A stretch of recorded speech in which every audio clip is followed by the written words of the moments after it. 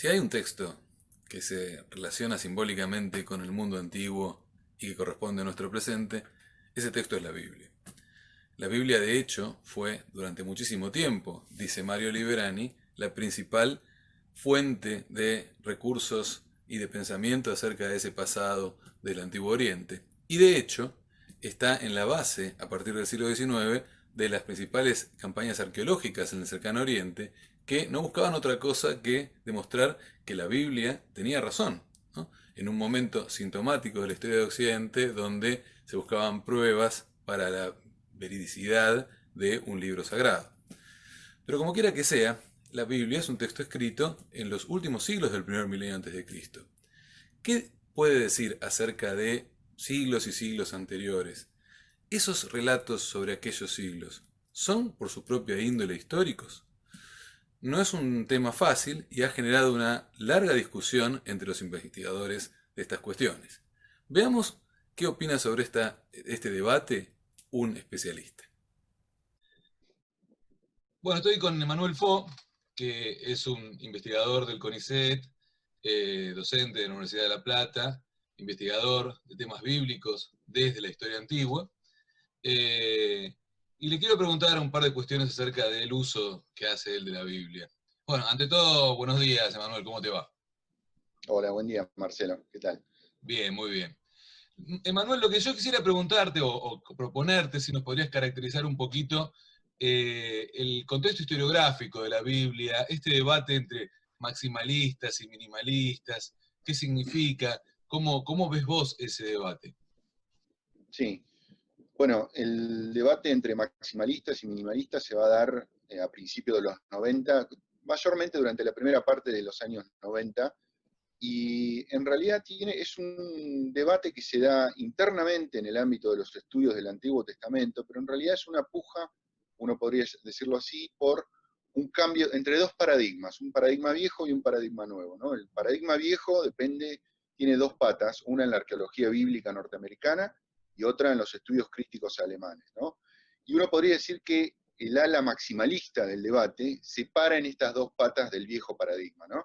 El maximalismo básicamente va a decir que la Biblia es una fuente para la Edad del Hierro, para el primer milenio antes de Cristo, y uno puede corroborar parte de lo que se dice en la Biblia con la arqueología y con la epigrafía, y aquello que no está corroborado igualmente se lo puede utilizar como dato histórico, ¿no?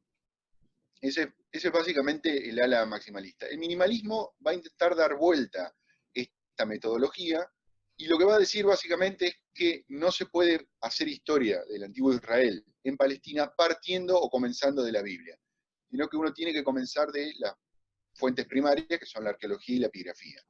La Biblia para el minimalismo es una fuente secundaria de la Edad del Hierro, ¿no? Es una fuente por las características propias del documento bíblico, es muy tardíos, o sea, los documentos bíblicos, los manuscritos bíblicos aparecen en el periodo helenístico, en el periodo romano. Entonces el minimalismo va a decir, la Biblia es fuente secundaria para la Edad del Hierro, pero fuente primaria para la historia intelectual del periodo persa, del periodo helenístico, del periodo romano, ¿no? Entonces, a partir de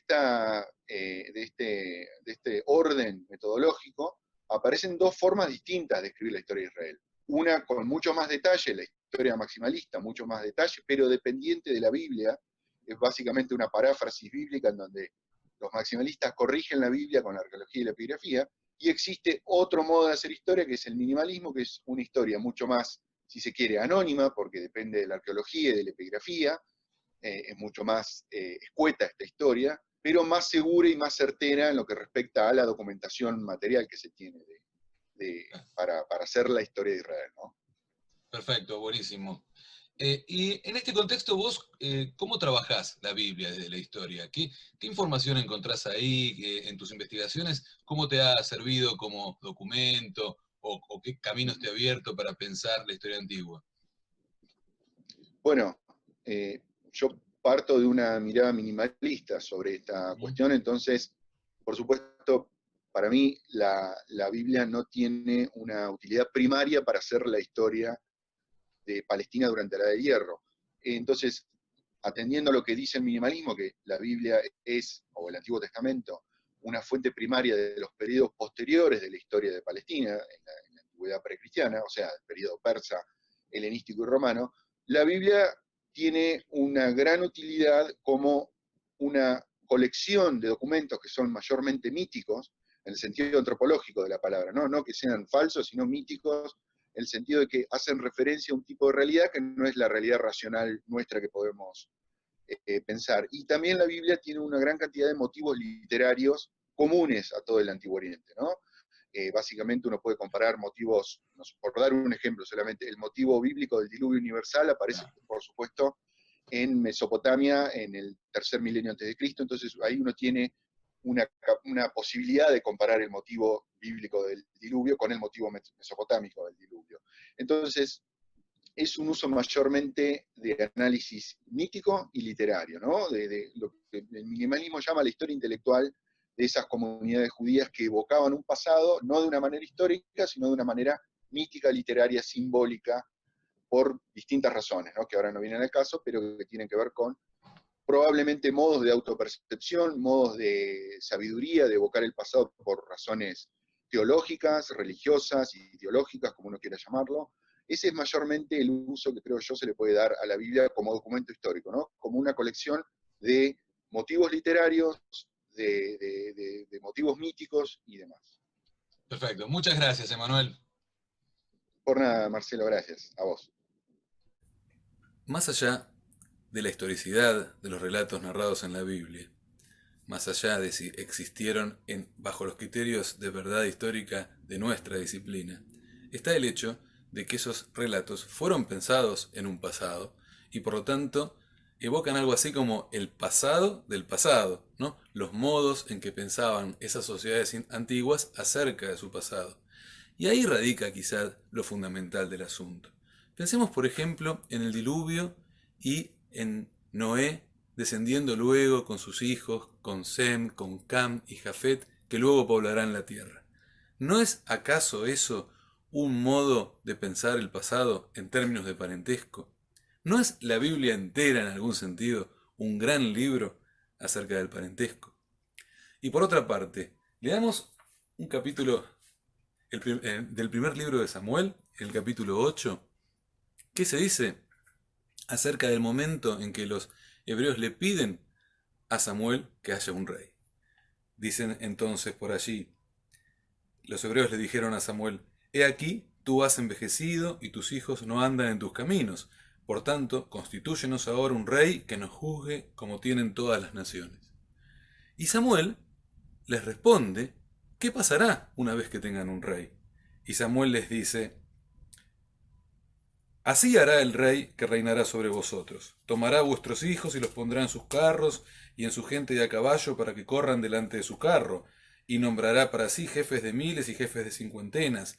Los pondrá a sí mismo a que en sus campos y siguen sus mieses, y a que hagan sus armas de guerra y los pertrechos de sus carros.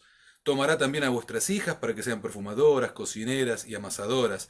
Asimismo tomará lo mejor de vuestras tierras, de vuestras viñas y de vuestros olivares, y los dará a sus siervos. Diezmará vuestro grano y vuestras viñas, para dar a sus oficiales y a sus siervos. Tomará vuestros siervos y vuestras siervas, vuestros mejores jóvenes y vuestros asnos, y con ellos hará sus obras. Diezmará también vuestros rebaños, y seréis sus siervos.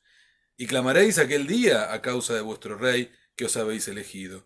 Sin embargo, los hebreos insisten y le dicen a Samuel, no, sino que habrá rey entre nosotros, ¿no? Y a resultas de ello, Saúl será el primer rey.